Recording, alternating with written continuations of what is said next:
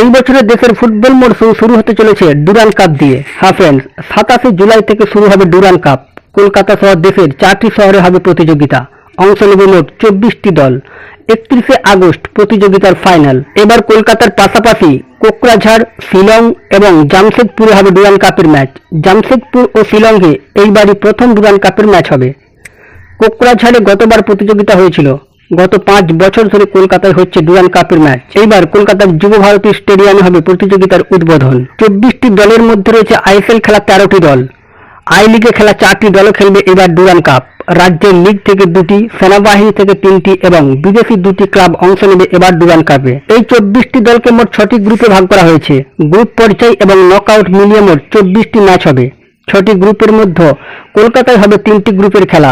বাকি 3টি মাঠের প্রতিটিতে একটি করে গ্রুপের খেলা হবে। 6টি গ্রুপের শীর্ষে থাকা দল সরাসরি কোয়ার্টার ফাইনালে যাবে। সেরা দ্বিতীয় স্থানে থাকা 2টি দলও জায়গা করে নেবে শেষ 8-এ। গতবার ফাইনালে ইস্টবেঙ্গলকে হারিয়ে রেকর্ড 17তম ডুরান্ড কাপ জিতেছিল মোহনবাগান। মোহনবাগান ও ইস্টবেঙ্গল ছাড়া মোহামেডান স্পোর্টিং ক্লাবও খেলবে এইবারের প্রতিযোগিতায়।